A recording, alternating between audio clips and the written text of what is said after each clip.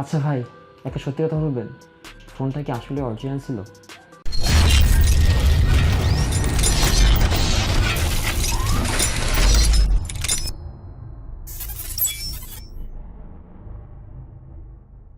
Hey guys, it's your boy Nawaz Sakib. Nawaz Sakib ক্রিয়েশনের নতুন এবং fresh একটি এপিসোডে আপনাকে স্বাগতম।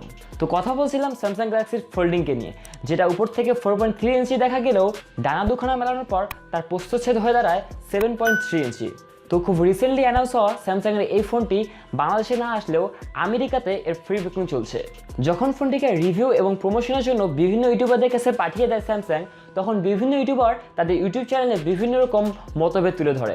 এই ফোনের স্পেসিফিকেশন অনেক হাই হওয়ার কারণে অনেক ইউটিউবারদেরই এই ফোনটি পছন্দ হয়ে যায়। দুর্ভাগ্যবশত একজন রিভিউয়ারের ফোনটি 2 দিনে মাথামাতিতে লাফালাফি শুরু করে দেয়। $2,000 মানে 1,60,000 টাকার ফোন 2 দিনেই নিস্তেজ, এটা কোনো কথা?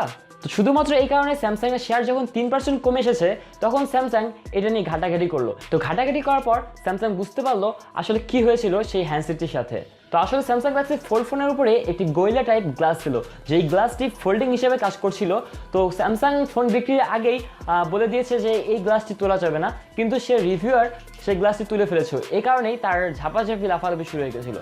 কিন্তু কথা হচ্ছে যে আমি যে 1,60,000 টাকা দিয়ে একটা ফোন কিনবো, সেই ফোনটিতে যদি আমি সামান্য একটি গ্লাস তুলে ফেলি, তাতে যদি এত প্রবলেম হয়, আরও কত না কত প্রবলেম হবে আর অন্য কিছু করলে। এছাড়াও স্যামসাং বলে দিয়েছেন স্যামসাং গ্যালাক্সি ফোল্ড ফোনটি এটি একটি হলো বেটা ভার্সন, এরপরে 2, 3, 4, 5 যে কোনো ভার্সন চলে আসতে পারে। সো একজন বেটা ইউজার সে ফোনগুলো ইউজ করতে পারবে যদি সেগুলো ফোন রিলিজ হয়। আর হ্যাঁ, আপনারা আমাকে কমেন্টে জানাতে ভুলবেন না যে আসলে আপনারা যদি এই 1,60,000 টাকা দিয়ে কোনো ফোন কেনেন, তাতে কি এতটুকু ব্যাগ অ্যাকসেপ্ট করবেন আপনারা, নাকি এতটুকু ব্যাগ অ্যাকসেপ্ট করবেন না? আর স্যামসাংয়ের উদ্দেশ্যে একটাই কথা বলবো যে ভাই, আমরা যে 1,60,000 টাকা দিয়ে একটা ফোন কিনছি, তো সেই ফোন যদি হাত থেকে পড়ে যাওয়া তো দূরের কথা, জাস্ট যদি একটা স্ক্রিন তোলার জন্য যদি এই অবস্থা হয়ে থাকে, তো আমাদের আরও সামনে আরও কত কিছু হতে পারে।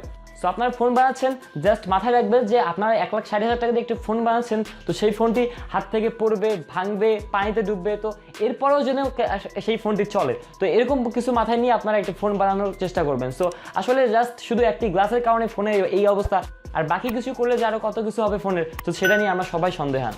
সো গাইজ, $2,000 এই ফোনটি নিয়ে আপনার মতামত কমেন্টে করতে ভুলবেন না, এবং অবশ্যই ভিডিওটি ভালো লাগলে একটি লাইক করতে ভুলবেন না। আর অবশ্যই আপনি যদি আমাদের চ্যানেলে নতুন হয়ে থাকেন, তাহলে সাবস্ক্রাইব করতে ভুলবেন না। তো দেখা হচ্ছে পরের এপিসোডে। Till then, take care, tata, bye bye, আল্লাহ হাফেজ অ্যান্ড আস্তা লা ভিস্তা। আর ফোনটিকে যখন রিভিউ এবং প্রমোশনের জন্য আর ফোনটিকে যখন রিভিউ এবং অ্যানাউন্সের জন্য প্রমোশন